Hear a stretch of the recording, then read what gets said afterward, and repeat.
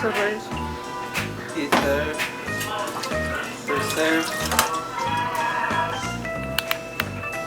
Preserved strawberry. Estoy haciendo el pino para las empanadas chilenas.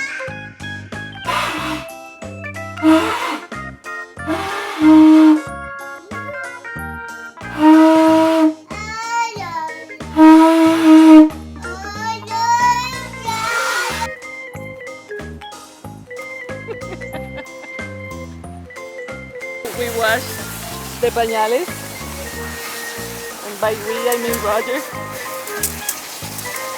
It was only sunflower seeds, but some of the bare feet works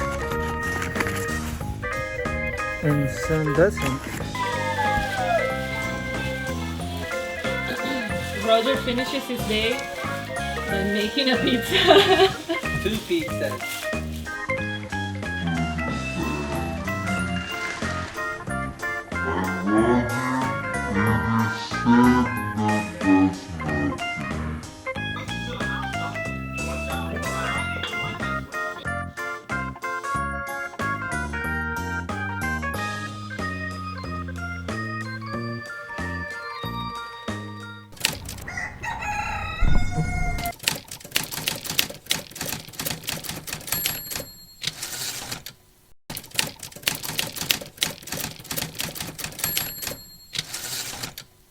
Bueno, gente, finalmente pudimos hacer un video sobre las cosas que estamos haciendo en la casa con respecto a proyectos de Roger, no solamente de Roger, sino de Roger para la familia, de lo que está haciendo para hacer una vida más sostenible o sustainable para nuestro hogar.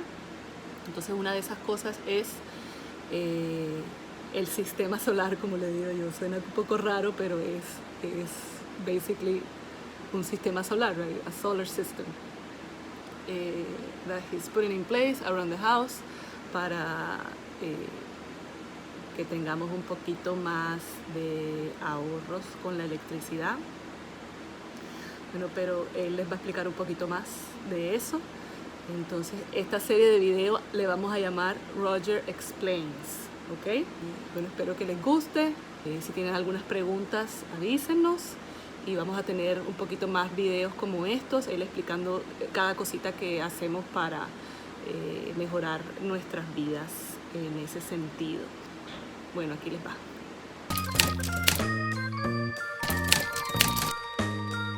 So, our house in the middle of the street. Our house.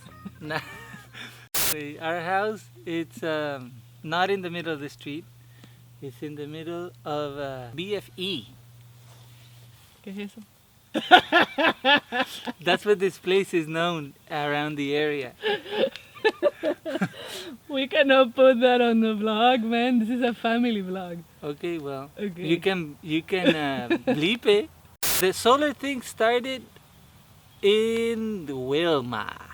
Actually, no, it started before, but like with the boats and whatnot. But in Wilma is where we had no power for a little bit, and I made the refrigerator work solar. In the warehouse? In the warehouse. So then Wilma came by and we had no power for like a week or more, and we needed some place to keep the food. So I had a little marine refrigerator and some panels and some batteries from cars that I had, and I made a small system, and it kept the food cold for the time that we needed it. Because we had no power? No power. Ah, mira. So then we did that, and I don't then remember that. we bought this property. But I've always been setting up panels on boats for clients and myself and whatever. So then I got a deal on some panels, and I bought like, I don't know, like 20 something panels or 30 something panels for like $1,000, and I bought them all. And I went to get them by myself, and my friend, help me with half of it or whatever. And at the end of the whole thing, I ended up with all these panels that needed to be assembled, and they had no frames, which is the panels that I still have. So always with the expectation that I'll be one day be able to have something completely off grid and whatever. So then we bought this, and I wanted to build a house here, which they wouldn't allow me to build the house that I want, the type of house that I want, which is a ram earth home, and they don't allow that. So then I ended up not doing that, and then when I did want to go solar here, I found out that I needed to jump through a whole bunch of hoops in order for me to be solar. And then I'm like, all right, so once I do all that, then what? Oh, then the company will buy your power at the rate that we buy it, not at the rate that we sell it to you. And then is when I decided, you know what? I'm not gonna do it this way, I'm gonna do it a different way. What I did is a system called AC coupling. It's an AC coupling system with battery backup. So what that does is you utilize two types of inverter. You have an off-grid inverter and an on-grid inverter. So let's say inverter number one is the off-grid, and inverter number two is the on-grid. All right? So inverter number two gives the signal to inverter number one, and inverter number one is fooled into believing that inverter number two is the grid. She's okay? Yeah, I'm sit with you. Can I sit with you? Okay. So then they give each other the signal. So when inverter number two, which is the off-grid, it's has a surplus power, then inverter number one, which is the on-grid, tells inverter number two to stop or start charging batteries, depending on how much power we have. All right? So the main reason why I did this is because I didn't want to spend the money on a really expensive 600 volt charge controller that would do X amount of amperage. So, and also because I already had the off-grid and the on-grid inverters, you know. So the system requires the off-grid inverter to be an inverter charger, and then the grid-tied inverter to be a regular grid-tied inverter that is somewhat compatible through frequency shift. So then when this inverter is telling this one to charge batteries because of the surplus power, before the batteries blow up, there is a frequency shift and it turns off the off-grid, and it gives a 5-minute rest time so the batteries come down, and then basically it all resets and restarts again. But that is not so good. So that's the downfall of the AC coupled with battery backup system. So that thing is no good for that particular reason, because the batteries could cycle theoretically a few times a day, which is not good for the batteries.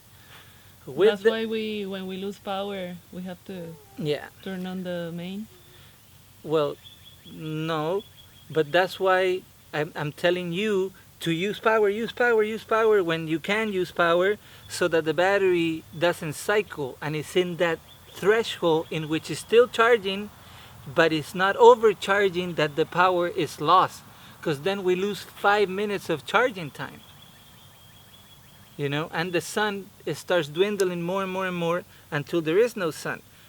So when the sun goes away, you have to end up the day with a fully charged battery pack. And that battery pack allegedly should be sufficient to get you through the night. Now, yes, it is like that and it does work, but I have people here that are not power conscious as much as me. Who are you talking about? I'm talking about you and Naima. So because there is no power consciousness in this house yet, the thing has its hurdles to go through. But all in all, it's a good system, and it's very well designed, and it has battery backup and generator backup, which is good. And it has a transfer switch, so when there is no power, we choose whether we want to be on the grid or not. And that's something that not a lot of systems have. Alright, so now I'm going to explain to you guys the components, and we'll go from there. Hey, baby. Oh, it's a baby. Alright. Okay. You ready? Let's go. So array number 1 is here, and it works from the morning right about this time, which you see there is shaded panels. So the shade kills the thing, and as you can see, I'm full of trees everywhere, and this is the only place where I get the most sun in this particular space. So this is array number 1 output side. So these cables that are rated for 600 volts, 70 amps, that are designed to be on the ground because they have the right covering. They go all the way here. So this is connection number 1.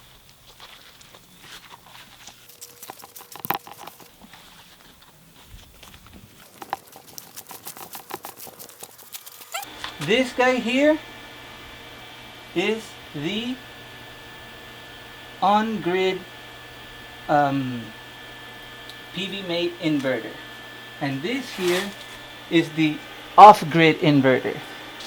And right now these guys are giving each other, this guy is being fooled by this guy, and right now the house is running and we're using 34 amps out of the batteries, 35.2 amps out of the batteries, and we're using 1,000 watts in the house, and we are at 48.1. Okay, so these batteries, they're also reconditioned free batteries. So allegedly this here is 1,000 amp hours, which I don't think it is, but in paper that's what it is. Okay, so now if you come in here, you can see that this thing is producing right now 1.6 amps of 220. That's 1.6 amps of 220. So then we have 1, 2, and 3 DC generators. Each one is 3,000 watts, 48 volt generators. So when the battery gets low, I use the DC generators to charge up the battery, or sometime at night. So that's a backup. But it's a backup for the DC side, which is very rare in the industry to have a DC generator. Not a lot of people know that you can even have a DC generator. But whatever, I have 3 and I use them. This is array number 2. Array number 2 works in the afternoon. And it consists of 8 panels and a charge controller that's in here, and a separate cable that goes to the battery. So there is 2 panels there, 4 there, 2 there, and 2 there.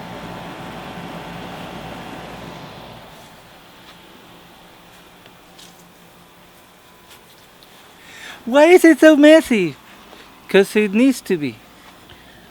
Why are you so annoying of like asking yourself a question and then answering yourself? No, because that's what people are gonna ask. So before they ask, I just say it.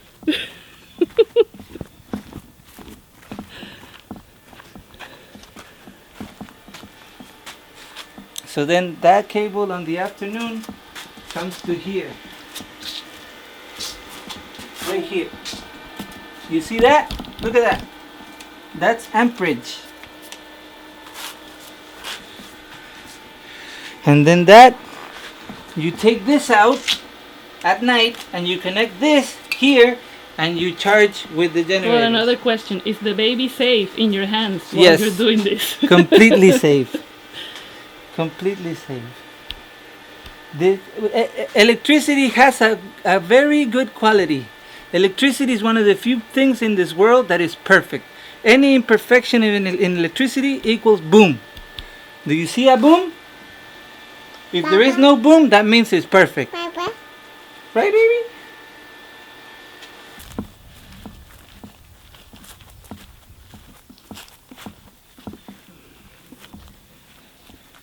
Okay, so here's where it gets tricky, but not tricky really.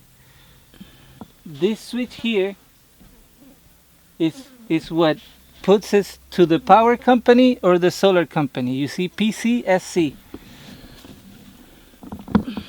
All right? So that's a manual transfer switch. So in order for us to do this, I had to separate the house panel from the grid. So the house is not in the grid. It's only on the grid if I choose to do that. But in order to have some level of consumption and not raise any eyebrows with the power company, I left the AC unit on the grid.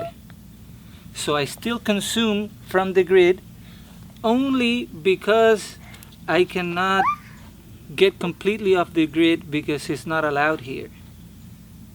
Or anywhere. No, some places allow it, but here I don't want to find out basically. So I left the consumption of the AC unit and the shop. So those two things are still on the grid, but only by choice. So then whenever we want, we hit a switch and we're back to however we were before. So what does all this mean in terms of money? This means a savings of okay, where we're at here, we pay a flat rate of $45. Either whether you use 1 kilowatt or you use 100 kilowatts, there is a service fee of $45. So these people get $500 a year for free. So my bill used to be $250, an average of $250, $300 every month. So now the bill is $100. So I'm saving $150, but I am only using $50 worth of energy from the grid. The rest of the energy comes from what I showed you guys what I did. And can it be better? Of course it could be better. Do I want it to be better? Not really. I think it's a system that's good enough for what we need. And I have other places to make better systems, which I guess we'll reveal later. But it's a good system for what we have going on here. We just wanted to offset the bill and use the equipment that I've been gathering for years and get to use it, because equipment sitting down is just like having no equipment at all. So getting the chance to use the equipment, and whether it breaks or not, these are all deals that I get through the years in my line of work. And it's really not that much money invested that I have. Okay, that's another good question. Like, how much money has Roger spent in all this crap? Not a lot. Considering what it does for me, I probably spend in total, I would say, less than $4,000 total. How much is the system worth? The system is probably worth maybe $25K.